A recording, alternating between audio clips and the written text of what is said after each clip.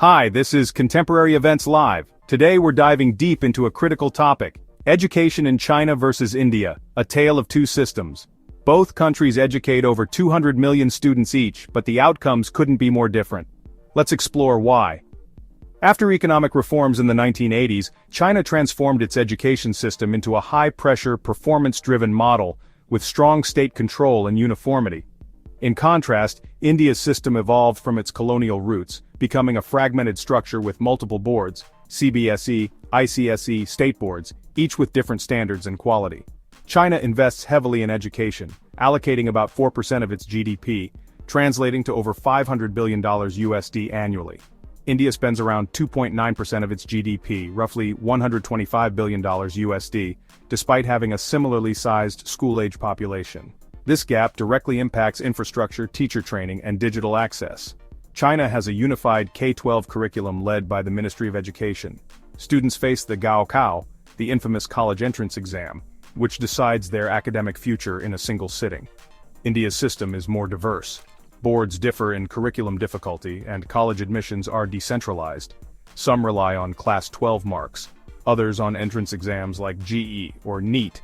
In China, the system is uniform but rigid. In India, it's diverse but inconsistent. In China, education is taken as a national obsession. Students often study 12-14 hours a day with intense parental involvement. After-school tutoring was a billion-dollar industry until China banned for-profit tutoring in 2021 to reduce pressure.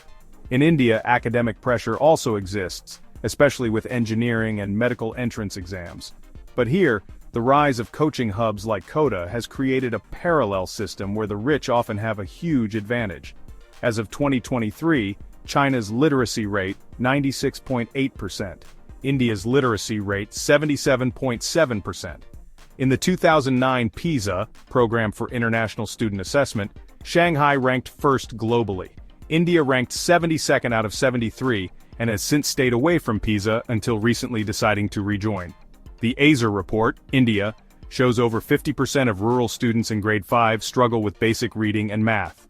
In the QS World University Rankings 2024, China has over 20 universities in the top 500, including Tsinghua and Peking University. India has only 8, with the IITs leading, but still outside the global top 100. China has aggressively pushed research funding, patents, and global collaboration. India's universities lag in research output due to limited funding and outdated curricula. During COVID-19, China scaled digital learning rapidly, using platforms like DingTalk and Shueshi Qiangguo, often with centralized policy backing. India, with over 500 million smartphone users, had potential, but only 24% of rural students had access to devices for learning, according to UNICEF. Digital inequality worsened learning gaps in India, while China used technology to reinforce its control and standardize quality. India introduced the National Education Policy 2020, which promotes flexibility, skills, and early childhood care. But implementation is slow and varies by state. China is moving towards creativity and innovation, reducing exam dependency in early grades, and pushing AI and STEM in its curriculum. Both countries know the old model won't work forever, but China is adapting faster. So who's winning the education race? China offers scale, speed, and global ambition, but at a high psychological cost. India offers diversity and freedom but lacks quality and consistency.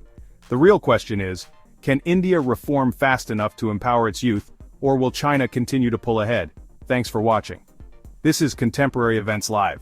Don't forget to like, share, and subscribe for more global comparisons.